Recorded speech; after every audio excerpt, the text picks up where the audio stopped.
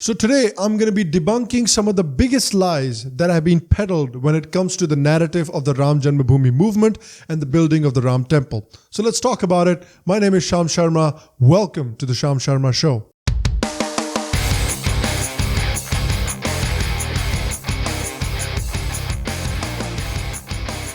Hello, and welcome to the newly rebranded Sham Sharma Show Global. It's the Sham Sharma Show, but in English.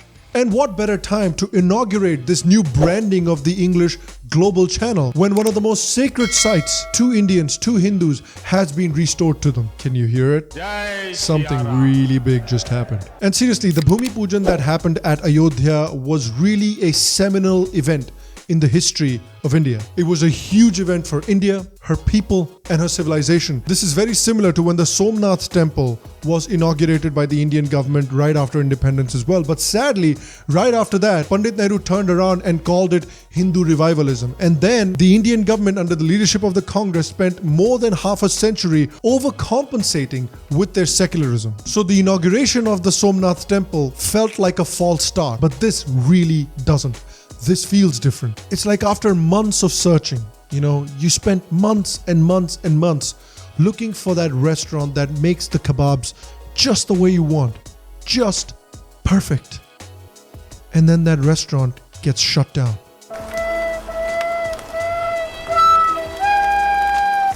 Anyway, that's what that felt like. But this inauguration, this feels different. One, because in India now we have a prime minister that believes in secularism, but doesn't believe in secularism just for appeasement's sake. Who understands the importance of Rama to India's civilization, to Indian people, and to the nation of India, irrespective of what their caste is. So because it is such a momentous occasion, I'm going to try and respond to some of the common lies that are being peddled about the Ram Janmabhoomi movement and about the Ram temple in general. The first big lie is that it's a brahminical movement. It is controlled and run by Brahmins, and that other castes basically play no role in this movement. And that's one of the most common things that you hear about the Hindutva movement in general, that it's completely controlled by Brahmins. But see, that's where they're wrong, especially when it comes to the Ram Janmabhoomi movement. The Ram Janmabhoomi movement was a movement started and run by local language speakers from small towns and small villages that had no access to the corridors of power. This was a movement that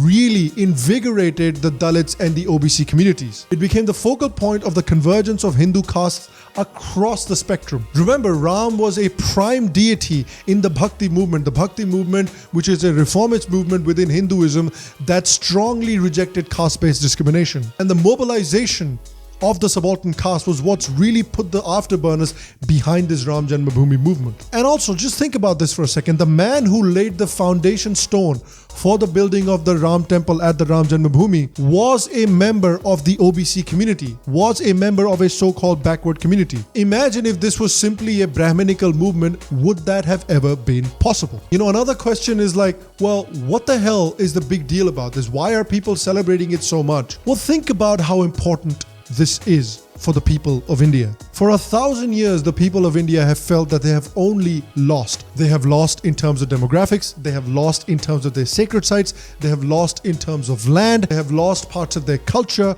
and this is the first time in 1,000 years that the people of India genuinely feel like they have regained something. A sacred site that was destroyed by a foreign invader just to emphasize the superiority of his religion over the culture of the people of India. And this is also genuinely an opportunity to bring people together, because a contentious issue such as this has been solved through the power of democracy and through the judicial process. And obviously there are some people who don't agree. Obviously there are some people who don't see it this way. Obviously there are some people who see this as a resurgence of fascism.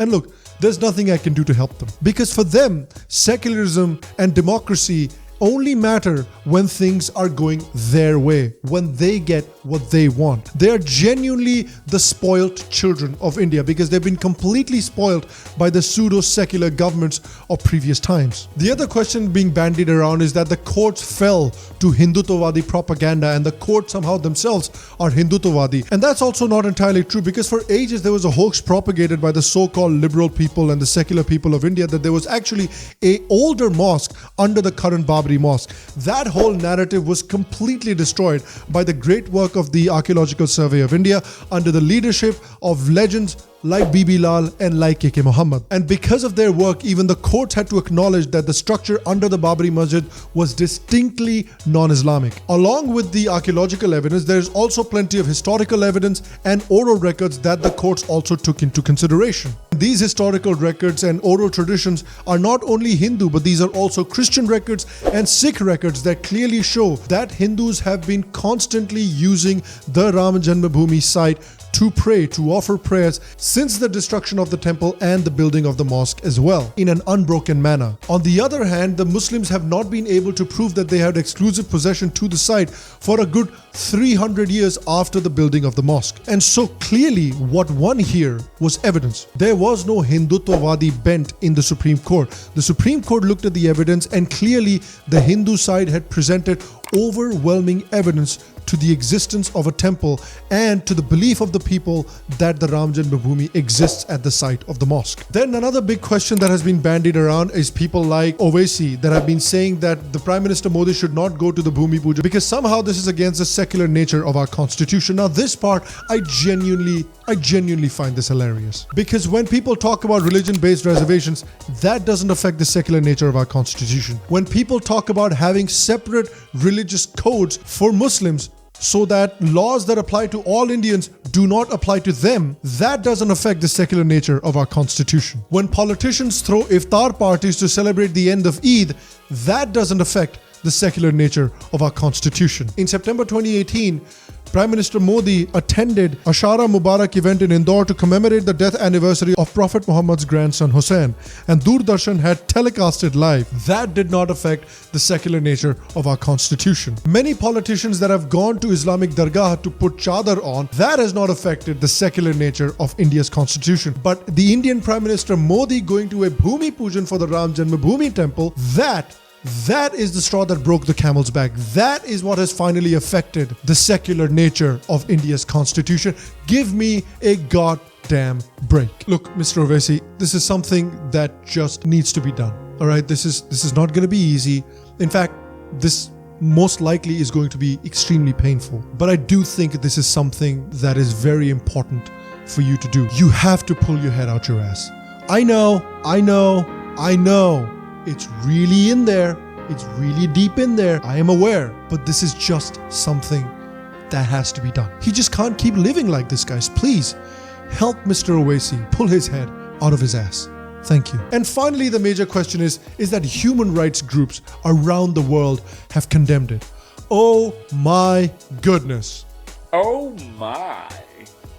Now that's a lot of damage! And it's funny, there's like a new South Asian human rights group every day. They're like TikTok stars, or like Kardashians, or like children of movie stars. There's like a new one every year. So there are apparently South Asian rights groups that are trying to stop Sri Ram related imagery from being telecast in Times Square in New York. One of the groups that is spearheading this is this group called South Asia Solidarity Initiative. Now, South Asia Solidarity Initiative, as you can imagine, is an extremely shady human rights group. They have said in the past that they stand in complete solidarity with the Kashmiri liberation movement. Kashmir is not an integral part of the state of India, but is a nation under occupation. They're also extremely prone to whataboutism when it comes to terror attacks in India. When the Pulwama terror attack happened, when that terrorist killed 40 CRPF soldiers, SASI came out and said, well, this is going to lead to Hindu nationalists using the Pulwama attack to fuel anti-Muslim violence and warmongering.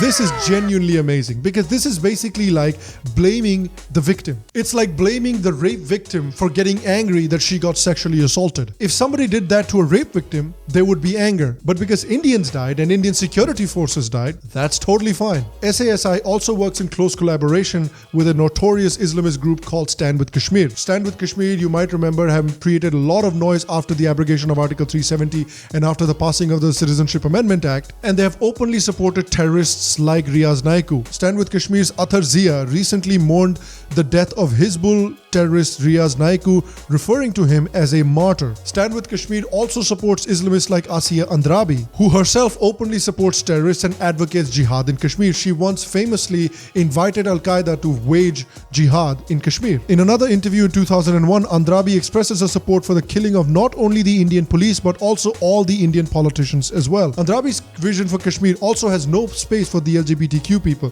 the same LGBTQ people that these South Asian groups apparently care so deeply about. Asiya Andrabi clearly says that she supports traditional Kashmiri, read Islamic culture, and intends to return our women to Islamic culture. And we all know what Islamic culture feels about the LGBTQ people. They also support terrorist organizations like Dukan-e-Millat, Altaf Ahmad Shah, Pir Saifullah, and Aftab Hilali Shah. All three were arrested with other separatists in 2017 on charges of raising, receiving, and collecting funds for terror activities. Many of these South Asian human rights groups like SALT, like Students Against Hindutva Ideology, like SASI, they openly and clearly associate with this notorious Islamist group. Not one of these organizations had held a press briefing, a conference, or some kind of a vigil when a Pakistani portrayed Pakistani propaganda on Times Square just a year ago. Not one of these groups have ever spoken up for thousands of innocent Kashmiri lives that have been lost and thousands of lives of security forces that have been lost as a direct result of Pakistan-sponsored terrorism and by Pakistani army's proxies like Jaish-e-Mohammed, like Lashkar-e-Taiba, and now the Jammu Kashmir Liberation Front, which are openly killing all pro-democracy voices in Kashmir. Not one of these organizations said a word when terrorists were brutally executing people simply for the crime of trying to go back to work and put food on their families' tables. Aren't these people supposed to care about Kashmir and Kashmiris? Many of these organizations also paint the genocide of the Kashmiri Hindus as migration. Really?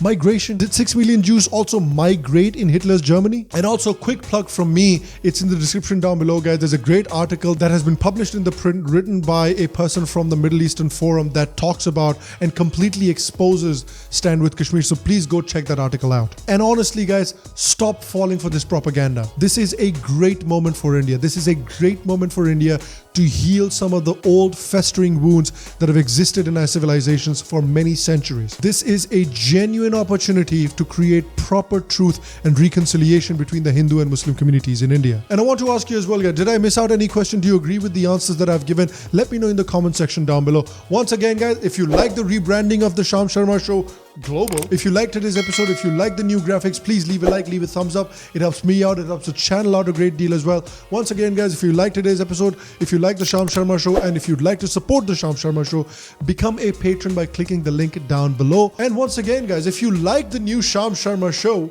Global, if you like the new graphics, if you like the episode, if you like what I said today, and you still haven't subscribed, what are you doing? Click on the subscribe button. Make sure to subscribe, make sure to press the bell icon as well, and I will see you for the next episode, guys. And until then, stay happy, stay healthy, and I'll see you soon. Jai Shri Ram.